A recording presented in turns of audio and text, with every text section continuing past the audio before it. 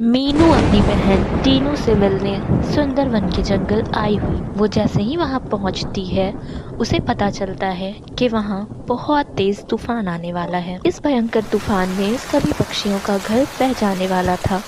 उन्हें अंदाजा भी नहीं था कि यह तूफान कितना भयंकर होगा। दीदी दरवाज़ा खोलो, मैं मीनू हूँ। मैं यहाँ आपसे मिलने आई हूँ। बाहर बहुत तेज बारिश है, जल्दी दरवाज़ा खोलो वरना मैं यहाँ भीग जाऊँगी। मीनू, तू यहाँ? कितने दिनों बाद हम मिल रहे हैं। जल्दी जल्दी तू अंदर आ जा वरना बाहर भीग जाएगी। चल अंदर आ। दोनों बहनें अंदर आ जाती हैं और दोनों खूब बातें करती हैं। बातें करते करते तेज हवा के झोंके से पूरा घर बिखर जाता है। दीदी, मुझे तो पहले ही पता था कि इतनी तेज बारिश है, घर तो टूट जाएगा। ग्रीनी तोता उनके पास उड़ता हुआ पहुंचता है। अरे, तुम लोगों का घर भी टूट गया क्या? मेरा घर भी टूट गया, किसी का घर नहीं बचा। हाँ ग्रीनी भाई, घर तो टूट गया, पर अब हमें आगे का देखना होगा। हम कहाँ घर बनाए ये हमें सोचना होगा। हम सभी ने इतनी मेहनत करके घर बनाया था। घर कितनी मुश्किलों का सामना करने के बाद बनता है ये तुम भी अच्छी तरह जानती हो। तभी काली कौवी और कालू कौवा भी आ जाता है। देख लिया ना तुम लोगों ने मेरी बात ना मानने का नतीजा। मेरी बात मान ली होती तो आज हम लोग इस मुसीबत में ना पड़ते। मैंने बोला था ना कि हमें इस जंगल से दूसरे जंगल चले जाना चाहिए ताकि हम इस घनी बारिश से बच सकें। पर भुगतो अब मेरी बात ना मानने का नतीजा। अरे काली, अब जो हो गया सो हो गया। तुम बार बार पीछे की बातों को क्यों दोहराती हो? अरे काली बहन, आप चिंता क्यों करती हैं? जो बात हो गई हो गई, अब हमें आगे बढ़ना चाहिए। कोई ना कोई रास्ता सामने निकल कर आ ही जाएगा।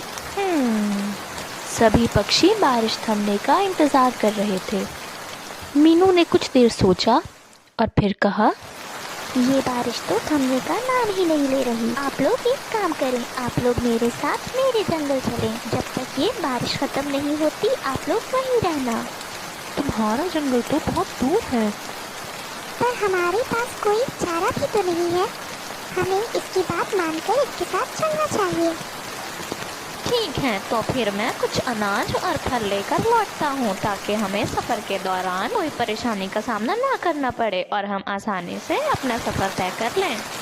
कुछ देर बाद सभी पक्षी दूसरे जंगल के लिए निकल जाते हैं। सफ़र बहुत लंबा होता है पर वो किसी न किसी तरह से अपनी मंजिल तक पहुँच ही जाते हैं। वे सब काफ़ी थक गए थे।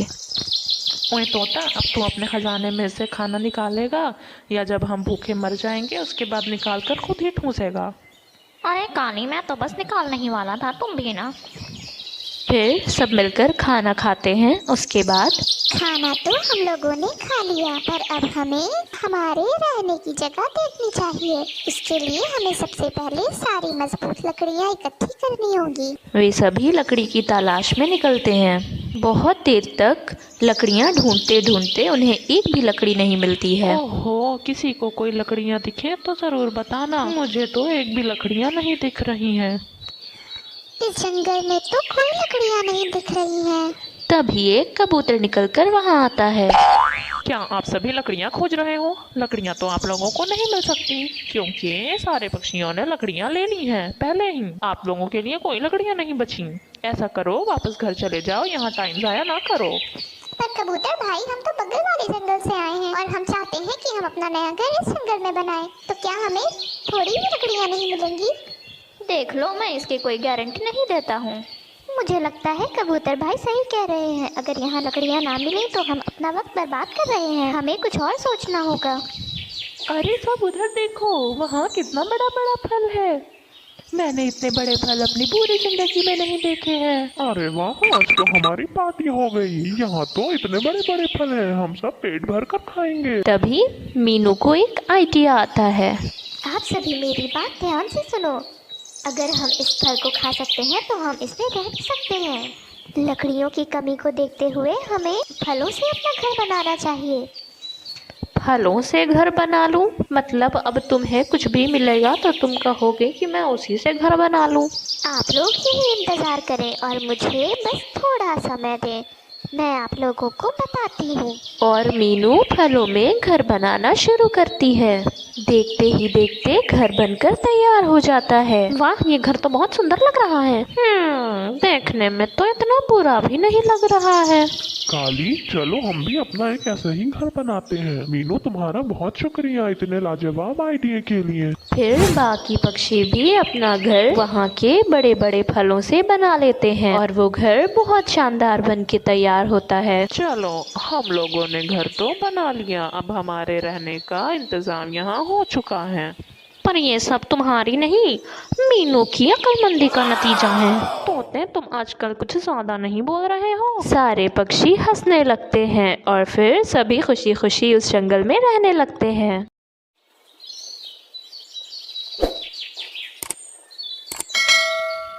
मीनू और उसके दोनों बच्चे बाग में टहल रहे थे।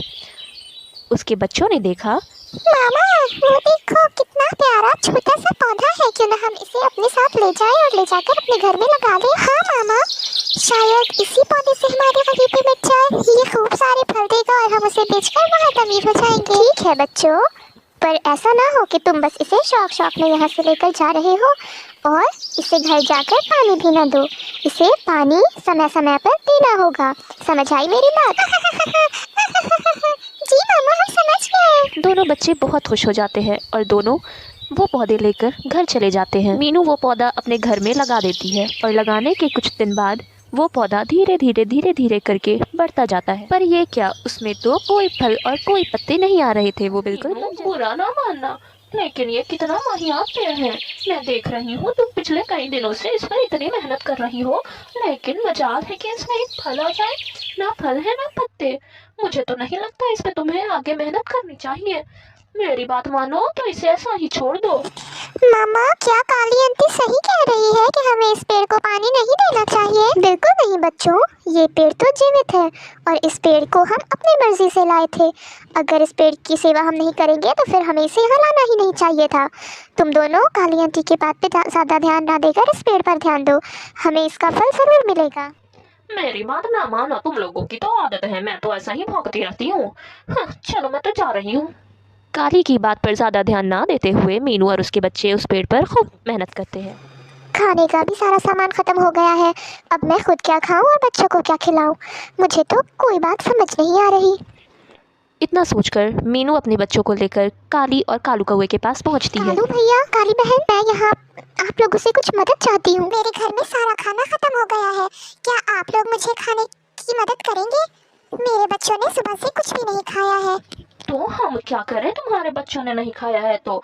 ना बाबा ना, मेरे घर में एक छोटा सा बच्चा है, मैं उसे देखूंगी, उसे खिलाऊंगी या तुम्हारे बच्चे को खिलाऊंगी। अरे नहीं नहीं मीनू, तुम बिल्कुल भी चिंता मत करो। मैं शाम को ही कुछ खाने को लेकर आया था। तुम यहीं रुको, मैं तुम सबके लिए खाने को लाता हूँ। कालू भैया, आपका बहुत बहुत शुक्रिया। मैं बहुत जल्दी आपका यह एहसान चुका दूंगी। कब चुकाऊंगी एहसान? जब वो पेड़ फल देगा। वो पेड़ कभी फल नहीं देगा। तुम मेरी बात मान लो, ऐसे तो तुम कभी एहसान नहीं चुका पाओगी। मीनू उदास हो जाती है और वहाँ से बिना कुछ खाए पिए ही वापस अपने बच्चों को लेकर घर चली जाती है। जैसे ही वो घर पहुँचती है, वो देखकर हैरान रह जाती है। जिस पेड़ पर उसने काफ़ी दिनों से मेहनत की, उसकी मेहनत आज रंग ले आई थी और वो पेड़ फलों से लदा हुआ था। वाह, ये कितना सुंदर लग रहा है मामा। मामा, आप अमीर हो गए। दोनों बच्चों की खुशी का ठिकाना न था। मीनू भी समझ गई थी कि उसके अच्छे दिन आ गए हैं। उन सभी ने पेट भरकर फल खाए। सुबह सुबह उठकर मीनू सारे फल तोड़कर बाजार में बेचने चली जाती है। उसके मीठे मीठे स्वादिष्ट फल बहुत तेज़ी से बिकने लगते हैं और धीरे धीरे मीनू उन्हें बेचकर पैसे अच्छे खासे कमाने लग जाती है। और देखते ही देखते वाकई में उन लोगों की गरीबी मिट जाती है। तभी काली मुंह फुलाकर मीनू के पास आती है। वाकई में इसमें काफी सारे फल आ गए। वैसे सच कहूँ तो मुझे भी कुछ ऐसा ही लग रहा था कि फल तो बहुत सारे आ जाएंगे इसमें। इस कहानी से हमें ये सीख मिलती है कि हमें कभी भी नाउम्मीद नहीं होना चाहिए। हमें हमेशा मेहनत करते रहना चाहिए